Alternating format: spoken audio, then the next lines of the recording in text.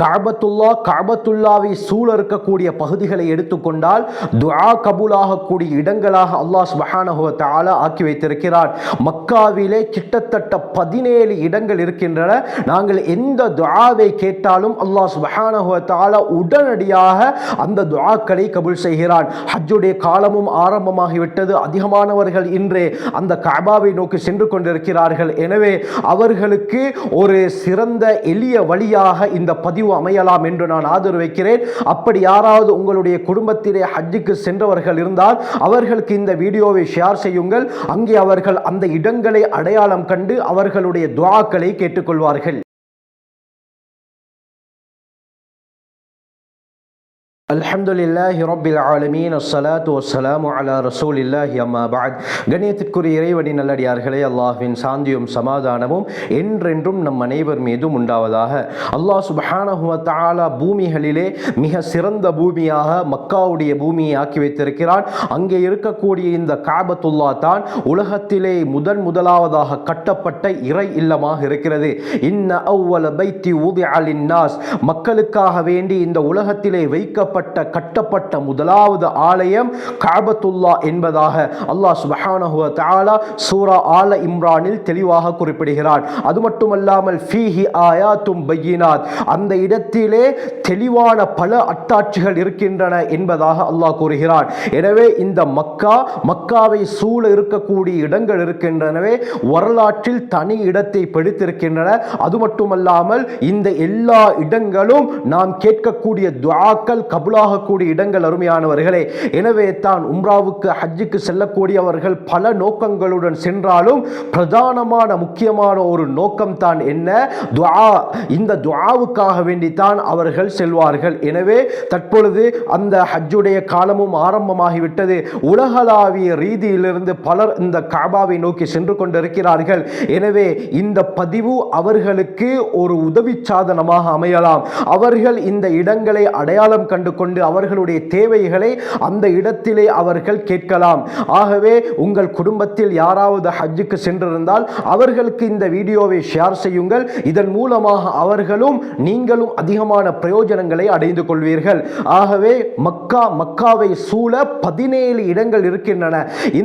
இந்த இடங்களிலே நாங்கள் எந்த துஆ கேட்டாலும் அல்லாஹ் சுப்ஹானஹு வ தஆலா கபூல் செய்கிறான். ஹதீஸ்களிலே இந்த 17 இடங்களை பற்றி தெளிவாக சொல்லப்பட்டிருக்கின்றன.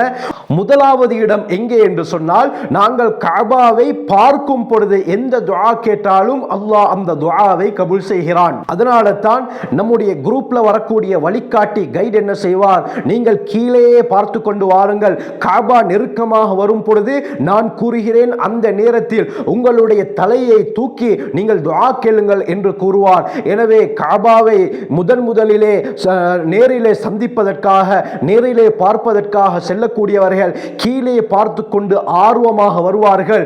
இதோ நீங்கள் ஆவலாக எதிர்பார்த்த எதை பார்ப்பதற்காக நீங்கள் இந்த அளவுக்கு செலவழித்து வந்தீர்களோ அது முன்னால் தான் இருக்கிறது என்று பாருங்கள் என்று சொன்னதும் அந்த ஹாஜிமார்கள் தங்களுடைய தலையை தூக்கி பார்ப்பார்கள். முன்னால் கஅபத்துல்லா கம்பீரமாக நின்று கொண்டிருக்கும். இந்த நேரத்திலே எந்த துஆ கேட்டாலும் அல்லாஹ் கபூல் செய்வான். இந்த நேரத்தில் எங்களுக்கு ஒரு சந்தேகம் ஏற்படலாம், எத்தனையோ துஆக்கள் இருக்கின்றனவே, எந்த துஆவை நாங்கள் கேட்பது என்ற ஒரு சந்தேகம் ஏற்படலாம். அதற்கு தான் அல்லாஹ் சுப்ஹானஹு வ தஆலா நமக்கு சிறந்த ஒரு துஆவை கற்றுத் தந்திருக்கிறான். இந்த துஆ இருக்கிறதே நம்முடைய எல்லா துஆக்களுக்கும் பொருந்தக்கூடியதாக இருக்கும். நாம் இதெல்லாம் கேட்பதற்கு நியத் வைத்திருக்கிறோமோ அந்த எல்லா துஆவும் இந்த ஒரே ஒரு துஆவில் அடங்கிவிடும். அது என்ன துஆ? சூரா பக்ராவில் அல்லாஹ் இந்த துஆவை கூறுகிறான். ரப்பனா ஆத்தினா ஃபித் துன்யா ஹஸனா வ ஃபில் ஆখিরাতি ஹஸனத வ கினா அஸாபன் நார். ரப்பனா, எங்களுடைய இரட்சகனே, ஆத்தினா ஃபித் துன்யா ஹஸனா, உலகத்திலே மிக சிறந்ததை நமக்கு தந்தருள்வாயாக. இதே போல மறுமையுடைய நாளிலும் எமக்கு சிறந்ததை தந்தருள்வாயாக. வ கினா அஸாபன் நார், நரகத்துடைய வேதனையை விட்டு எம்மை நீ பாதுகாத்தருள்வாயாக என்பது தான் இந்த துஆவுடைய கருத்தருமையானவர்களே. எனவே நாங்கள் கஅபாவை பார்த்தவுடன் இந்த துஆவை ஓதுவது முஸ்தஹப், விரும்பத்தக்கதாக இருக்கிறது. இரண்டாவது இடம் காபாவை தவாப்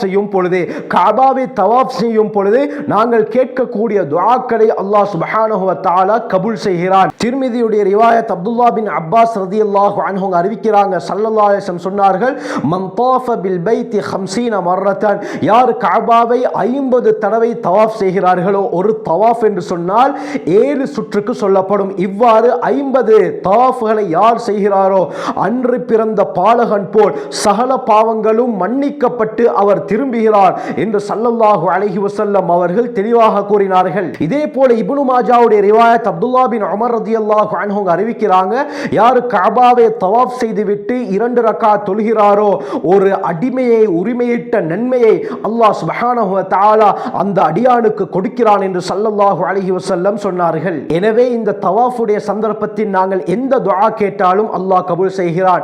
மூன்றாவது இடம் மகாமே இப்ராஹிம். ஹஜ்ரத் இப்ராஹிம் அலைஹிஸ்ஸலாம் கஅபாவை கட்டும் பொழுது அவர்களுடைய உயரத்தை தாண்டி அந்த கஅபாவுடைய கட்டிடம் சென்றது. இந்த நேரத்தில் அல்லாஹ் சுப்ஹானஹு வ தஆலா வஹி அறிவிக்கிறான், ஒரு கல்லை சுட்டி காட்டி இந்த கல்லிலே ஏறி நில்லுங்கள். அந்த கல்லிலே ஏறி நிற்கும் பொழுது அந்த கல் இப்ராஹிம் அலைஹிஸ்ஸலாத்தை உயரத்துக்கு அப்படியே கூட்டி சென்றது. ஒரு கல்லை எடுத்து அந்த கல்லின் மேல் நிற்பார்கள், அது அவ்வாறு மேலே கூட்டி செல்லும், அங்கே வைப்பார்கள், மீண்டும் கீழே அந்த கல் அவர்களை கூட்டி வரும். இந்த கல்லுக்கு தான் மகாமே இப்ராஹிம் என்று சொல்லப்படுகிறது. இது தற்பொழுது ஒரு கூண்டிலே, காபாவுக்கு முன்னால் ஒரு கூண்டிலே வைக்கப்பட்டிருக்கிறது. இந்த நேரத்தில் இந்த கல் இருக்கக்கூடிய இடத்தில் இருந்து நாங்கள் எந்த துஆ கேட்டாலும் அல்லாஹ் கபூல் செய்கிறான். நான்காவது இடம் ருக்னுல் யமானி. ஹஜருல் அஸ்வதுக்கு நேராக முன்னே இருக்கக்கூடிய அடுத்த மூலைக்கு ருக்னுல் யமான் என்று சொல்லப்படும். இந்த இடத்தில் இருந்தவாறு நாங்கள் துஆ கேட்டாலும் அல்லாஹ் சுப்ஹானஹு வ தஆலா நம்முடைய துஆக்களை கபூல் செய்கிறான். திர்மிதியுடைய ரிவாயத் அப்துல்லா பின் அம்ர் பின் ஆஸ் ரலியல்லாஹு அன்ஹு அறிவிக்கிறாங்க, ஸல்லல்லாஹு அலைஹி வஸல்லம் சொன்னார்கள், இன்னர் ருக்ன வல் மகாம யாகூத்ததானி மின் யாகூத்தில் ஜன்னா, நிச்சயமாக மகாமே இப்ராஹிம் என்ற அந்த கல்லும் ருக்னுல் யமானியுடைய கல்லும் சுவர்க்கத்துடைய மாணிக்கங்களில் இருந்து இருக்கக்கூடிய 2 மாணிக்கங்கள். அல்லாஹ் சுப்ஹானஹு வ தஆலா அந்த 2 கற்களுடைய ஒளியை அவ்வாறு மறைத்திருக்கிறான். அல்லாஹ் அந்த 2 கற்களுக்கு ஒளியை கொடுத்திருந்தான் என்றால் உலகத்துடைய கிழக்கு மேற்கு பகுதிகள் அவ்வாறு ஜொலித்திருக்கும் என்பதாக ஸல்லல்லாஹு அலைஹி வஸல்லம் சொன்னார்கள். இப்னு மாஜாவுடைய ரிவாயத் அபூ ஹுரைரா ரலியல்லாஹு அன்ஹு அறிவிக்கிறாங்க, ஸல்லல்லாஹு அலைஹி வஸல்லம் சொன்னார்கள், ருக்னுல் யமானியில் 70 மலக்குமார்கள் நியமிக்கப்பட்டிருக்கிறார்கள். யாரு அந்த ருக்னுல் யமானியுடைய இடத்திலே வந்து அல்லாஹும்ம இன்னி அஸ்அலுக்கல் அஃவ வல் ஆஃபியத ஃபித் துன்யா வல் ஆখিরা ரப்பனா ஆதினா ஃபித் துன்யா ஹஸனத வ ஃபில் ஆখিরাতি ஹஸனத வ கினா அஸாபன் நார் என்று கூறுகிறாரோ அவர்களுடைய துஆவுக்கு அந்த 70 மலக்குகளும் ஆமீன் என்று கூறுகிறார்கள் என்று ஸல்லல்லாஹு அலைஹி வஸல்லம் சொன்னார்கள். எனவே இந்த இடங்கள் துஆ கபூலாகக்கூடிய இடங்கள். ஐந்தாவது இடம் அல் ஹஜருல் அஸ்வத். இந்த அஸ்வத் கருப்பு நிற கல்லுக்கு முன்னால் இருந்து எந்த துஆ கேட்டாலும் அல்லாஹ் கபூல் செய்கிறான். திர்மிதியுடைய ரிவாயத் அப்துல்லா பின் அப்பாஸ் ரலியல்லாஹு அன்ஹு அறிவிக்கிறாங்க, ஸல்லல்லாஹு அலைஹி வஸல்லம் சொன்னார்கள், இந்த அஸ்வத் கல் இருக்கிறது சுவர்க்கத்திலிருந்து இறக்கப்பட்டிருக்கிறது. இது இறக்கப்படும் பொழுது வஹு அஷத்து பயாதம் மினல் லபன், பாலை விட மிக மிக வெண்மையாக இருந்தது. ஃபஸவ்வதது ஹதாயா இப்னி ஆதம், மனிதனுடைய பாவங்கள் அதை கருப்பாக்கி விட்டது என்று ஸல்லல்லாஹு அலைஹி வஸல்லம் சொன்னார்கள். அதாவது இந்த கல்லை மக்கள் முத்தமிடும் பொழுது மனிதர்களுடைய பாவங்களை எல்லாம் இந்த கல் உறிஞ்சுகிறது. எனவே பாவங்களை உறிஞ்சி உறிஞ்சி இந்த கல்லுடைய நிறமே மாறிவிட்டது என்று ஸல்லல்லாஹு அலைஹி வஸல்லம் சொன்னார்கள். இந்த கல் இருக்கும் இடத்திலே துஆ கேட்டால் அல்லாஹ் கபூல் செய்கிறான். இதே போல இப்னு மாஜாவுடைய ரிவாயத் அப்துல்லா பின் அப்பாஸ் ரலியல்லாஹு அன்ஹு அறிவிக்கிறாங்க, ஸல்லல்லாஹு அலைஹி வஸல்லம் சொன்னார்கள், கியாமத்துடைய நாளிலே இந்த ஹஜருல் அஸ்வத் வரும், அதற்கு பேசக்கூடிய ஒரு நாவும் பார்ப்பதற்கு 2 கண்களும் இருக்கும். அல்லாஹ் அப்படி ஒரு தோற்றத்தை கொடுப்பான். யாரெல்லாம் இந்த கல்லை தொட்டு முத்தமிட்டார்களோ அனைவருக்கும் இது சாட்சி சொல்லும் என்று ஸல்லல்லாஹு அலைஹி வஸல்லம் சொன்னார்கள். எனவே இந்த இடத்தில் நீங்கள் துஆ கேட்பதற்கு மறந்துவிட வேண்டாம். ஆறாவது இடம் முல்தஸம் என்ற இடம். இந்த இடம் முக்கியமாக துஆ கபூலாக கூடிய இடம். இந்த இடம் எங்கே இருக்கிறது என்றால் அந்த அஸ்வத் கல்லுடைய அந்த பகுதிக்கும் காபாவுடைய வாசலுக்கும் நடுவிலே இந்த இடம் இருக்கிறது. ஒரே நேரத்தில் 2 அல்லது 3 பேருக்கு அந்த இடத்திலே நிற்க முடியும். இந்த இடத்திலே இருந்து துஆ கேட்டாலும் அல்லாஹ் கபூல் செய்கிறான். இப்னு மாஜாவுடைய ரிவாயத் அப்துல்லா பின் அம்ர் பின் ஆஸ் ரலியல்லாஹு அன்ஹு அறிவிக்கிறாங்க, ஸல்லல்லாஹு அலைஹி வஸல்லம் இந்த இடத்திலே துஆ கேட்கும் பொழுது தங்களுடைய நெஞ்சை அந்த காபாவுடைய சுவற்றோடு இணைத்து இணைத்து தங்களுடைய இரண்டு கைகளை அவ்வாறு காபாவுடைய சுவரிலே வைத்து தங்களுடைய ஒரு கண்ணம் காபாவுடைய சுவரிலே படும்படி வைத்து நபி அவர்கள் துஆ கேட்டிருக்கிறார்கள். இந்த இடத்திலே எந்த துஆ கேட்டாலும் அல்லாஹ் கபூல் செய்கிறான். இந்த இடத்தை பற்றியும் அல்லாமா கலீல் அஹ்மத் சஹாரன்பூரி இந்த இடத்திலே 3 துஆக்கள் கேட்டு அந்த 3 துஆக்கள் எப்படி கபூலாகின என்ற விடயத்தை பற்றியும் தனியாக ஒரு பதிவிலே பேசியிருக்கிறேன். அந்த பதிவுடைய லிங்க் கீழே டிஸ்கிரிப்ஷன் பாக்ஸில் தருகிறேன். செக் பண்ணி பார்த்துக் கொள்ளுங்கள். அதிகமான பிரயோஜனங்களை நீங்கள் அடைந்து கொள்வீர்கள். இதே போல 7வது இடம் தான் ஹிஜ்ரே இஸ்மாயில், ஹத்தீமுடைய எல்லை என்று கூறுவார்கள். காபாவுடன் இணைந்தவாறு ஒரு வளையம் இருக்கிறது. இந்த வளையத்துக்குள்ளால் நாங்கள் எந்த துஆ கேட்டாலும் அல்லாஹ் அந்த துஆவை கபூல் செய்கிறான். 8வது இடம், இந்த வளையத்துக்குள்ளால் இருந்து மேலே நாங்கள் பார்க்கும் பொழுது ஒரு தங்க பீலி இருக்கும். அதற்கு மீசாபுர் ரஹ்மா என்று சொல்லப்படும். இந்த தங்க பீலிக்கு நேராக கீழே இருந்து எந்த துஆக்களை கேட்டாலும் அல்லாஹ் சுப்ஹானஹு வ தஆலா அந்த துஆக்களை கபூல் செய்கிறான். எனவே இந்த இடத்தையும் நாங்கள் மறந்துவிடக் கூடாது. 9வது இடம், ஜம்சம் தண்ணீர் குடித்துவிட்டு நாங்கள் கேட்கக்கூடிய துஆ. இப்னு மாஜாவுடைய ரிவாயத், ஜாபிர் பின் அப்துல்லா ரலியல்லாஹு அன்ஹு அறிவிக்கிறாங்க, ஸல்லல்லாஹு அலைஹி வஸல்லம் சொன்னார்கள், மாஏ ஜம்சம் லிமா ஷுரிப லஹு, ஜம்சம் தண்ணீரை எந்த எண்ணத்துடன் நீங்கள் குடிக்கிறீர்களோ, எந்த நியத்தை வைத்து குடிக்கிறீர்களோ அது கபூலாகும் என்று ஸல்லல்லாஹு அலைஹி வஸல்லம் சொன்னார்கள். எனவே ஜம்சம் தண்ணீரை குடிக்கும் பொழுது நாங்கள் எந்த நியத்தை வைத்து குடித்தாலும் அல்லாஹ் நிச்சயமாக கபூல் செய்கிறான். அடுத்தது 10வது இடம், சஃபாவுடைய மலை இருக்கும் பொழுது நாங்கள் சை செய்வதற்காக வேண்டிய சஃபாவில் இருந்து தான் ஆரம்பிப்போம். அந்த இடத்திலே தொங்கோட்டம் ஓடும் பொழுது அந்த சஃபாவுடைய பகுதியிலே எந்த துஆ கேட்டாலும் அல்லாஹ் கபூல் செய்கிறான். இதே போல 11வது இடம் மர்வா. இந்த சஃபாவுக்கும் மர்வாவுக்கும் இடையில் தான் நாங்கள் தொங்கோட்டம் ஓடுவோம். அந்த சந்தர்ப்பத்திலே சஃபாவுடைய இடத்திலும் சரி மர்வாவுடைய இடத்திலும் சரி நாங்கள் எந்த துஆ கேட்டாலும் அல்லாஹ் கபூல் செய்கிறான். 12வது இடம், அரஃபாவுடைய மைதானம். ஹாஜிமார்கள் துல்ஹிஜ்ஜாவுடைய 9வது நாள் அரஃபாவுக்கு செல்வார்கள். அங்கு போவது துஆவுக்காக வேண்டி. அப்துர் ரஹ்மான் பின் யாமுர் அத்தியலி ரதியல்லாஹு அன்ஹு அவர்களுடைய ரிவாயத் திர்மிதி இப்னு மாஜாவுல வருது. ஸல்லல்லாஹு அலைஹி வஸல்லம் சொன்னார்கள், அல் ஹஜ்ஜு அரஃபா, ஹஜ் என்றாலே அரஃபா தான். ஒருவர் எல்லா இடத்திற்கும் செல்கிறார், அரஃபாவுக்கு போகாவிட்டால் அவருடைய ஹஜ்ஜே கூடாமல் போய்விடும். எனவே அரஃபா மிக முக்கியமான இடம். அந்த அரஃபாவுடைய மைதானத்திலே நாங்கள் என்ன துஆ கேட்டாலும் அல்லாஹ் கபூல் செய்கிறான். 13வது இடம், மினாவுடைய இடம்.